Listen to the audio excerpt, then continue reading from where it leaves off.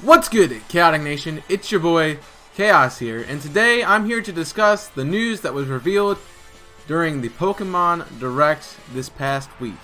So sit back and relax as we enter the world of Pokémon. Now I just want to start out this video by clarifying that this is entirely my opinion, which means that this is just what I think about what is presented in these trailers that we have seen. If you have your own thoughts, or if you'd like to let me know about your own opinions, feel free to head over to the Discord server.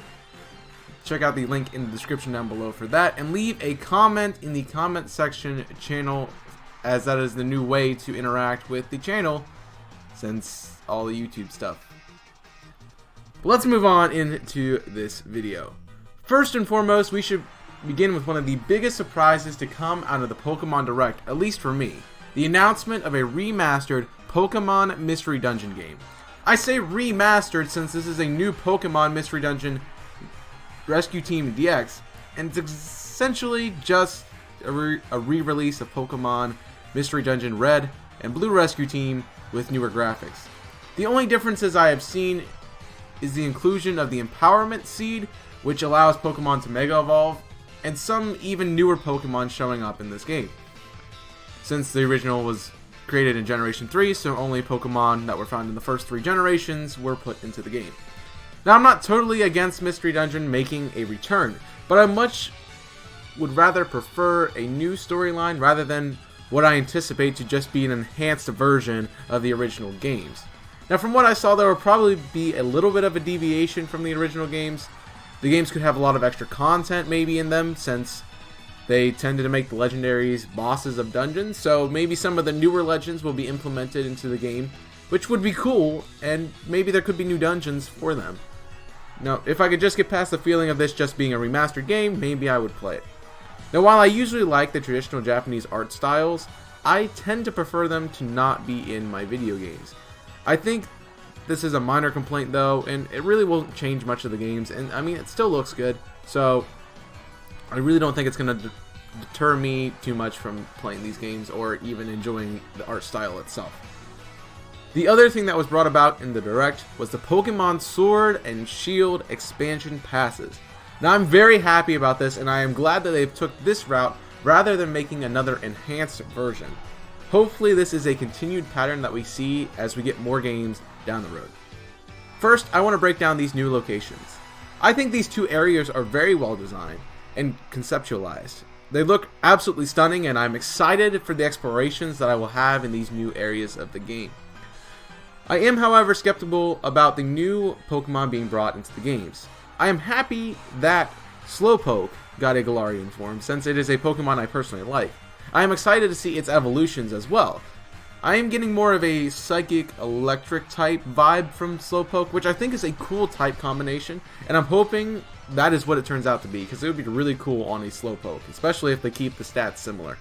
However, this just makes me believe that new Pokemon are being added to the game, and that just makes me feel like the original games were rushed to be finished.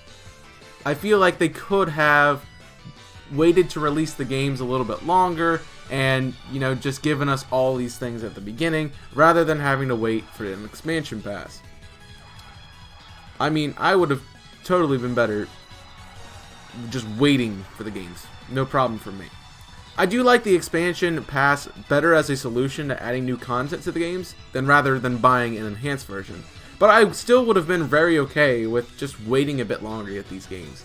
I just wonder what competitive is going to be like once we get into the summer months and the battle pass starts to take effect.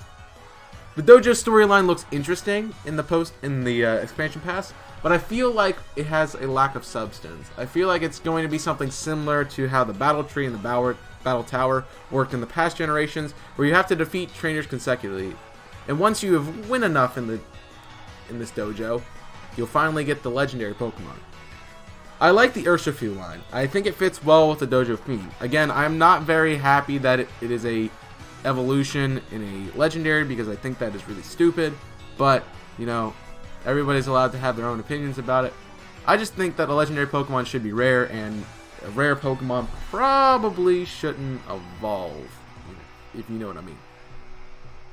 I feel like this might be similar to Pangoro, but I still like this Pokemon. I think the forms are going to be version exclusives, since I am unaware of anything that was mentioned about these two except that they were different forms based on fighting styles. But it would make sense that either these are version exclusive Pokemon, or they work somehow how to like toxicity work, and that a certain nature will dictate what Pokemon form it will take. I'm always happy about new customization features, as I have liked the ability to really make your character unique and personalized to you. I also like how they have costumes of infamous characters in the region as well as past generations. I may just end up using parts of Chairman Rose's outfits in my character design, so you might see that in the future. I am a fan of both of the new rivals. I like how they are shedding light on some of the types that weren't featured in the gym challenge. I would have loved to see a character for each type, potentially a second gym challenge, similar to what we experienced in Gold, Silver, and Crystal, and Heart Gold and Soul Silver, where we got to revisit another region. It wouldn't have to be starting from scratch, but it would be cool to see some of the other types coming in. Heck, it would have been cool just to see the version exclusive gym leaders training out there, and just waiting to get their chance to become a gym leader officially. It's time to get to the new Gigantamax versions of Venusaur and Blastoise. Even though Charizard is my favorite Pokemon, I am glad that they decided to add all of the Kanto starters into these games.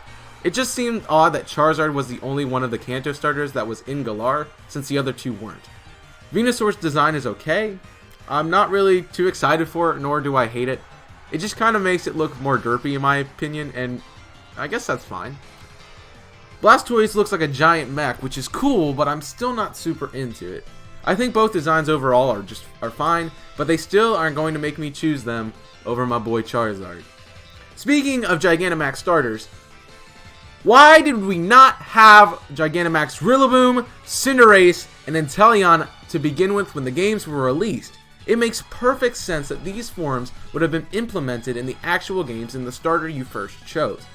It would have been such a great way to boost the story of the game, which is focused on Gigantamaxing and Dynamax Pokemon.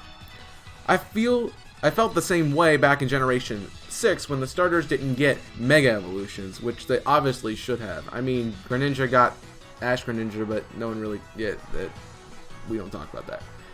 If a generation has a gimmick, I feel like the starters should be the first to get the abilities to use the gimmick, because they are iconic Pokemon of the region.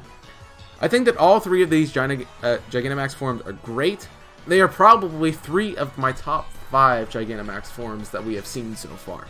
I feel like they all really fit each starter's unique abilities, whether that be Rillaboom's playing on the drums, the soccer ball and sports aspect of Cinderace, or the sniper aspects of Inteleon. And I am very excited to hunt down these things, maybe even shinies of these things, because I still don't have the shiny starters yet. I am super excited in the Crown Tundra area, and I would most likely spend most of my time there. I really do like the ice types, and I'm hoping to find even more when I get the chance to explore that part of the region. I think it has the perfect theme of exploration, which has really made this my highlight of the Direct. I am very interested in the Galarian Legendary Bird Trio. I think the designs are absolutely phenomenal, and I'm hoping that I can get my hands on them, and hopefully they have really cool shiny versions too. Like, that would be absolutely sick. I think Moltres will be a Dark Fire or a Dark Flying type, Articuno will most likely be an Ice Psychic or a Psychic Flying type, and Zapdos will either be Electric Ground or Ground Flying. I am intrigued with the new Regis as well, but not as much as the birds. I am excited to do the whole Regi puzzle since I never got to do the original ones back in Hoenn because I never played that far into the game. It looks like we will be getting an Electric and a Fire type Regi to add to the Titan trio. I assume the Electric one is based on lightning, and the Fire one is probably based on magma or volcanoes. Two things we already have Pokemon based on, but two concepts that I really like, and I'm really glad that the Regis get new lives with these forms. We have not talked about Calyrex yet, so let me get into that. At first, I thought this could be an evolution for Deerling or Sawsbuck, maybe an alternate evolution for Deerling, or, just an extra evolution for Sawsbuck, but it was shown as the legendary.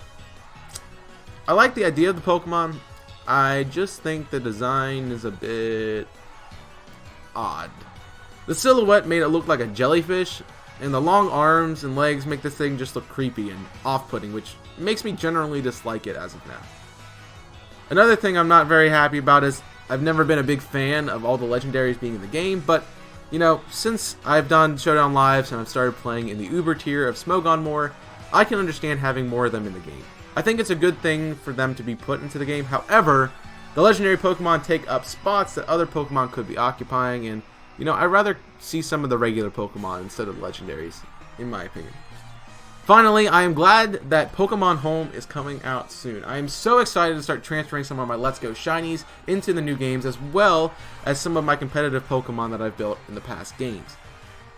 It is also cool that they are doing more Gigantamax Pokemon events in the current games as of right now. So make sure you guys go check out the events for Colossal, Lapras, and Appleton or Flapple.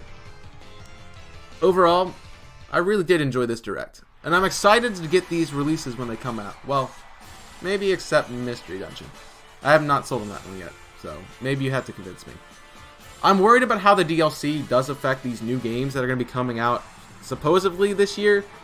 I did not recognize the director of the DLC, so I'm hopeful that the other games are in works under another team, so that way we can still get them this year. However, I am under the impression that since the pass takes effect in the fall, I would see them pushing back the new games into 2021, which I wouldn't mind as long as they are well put together and overall great games.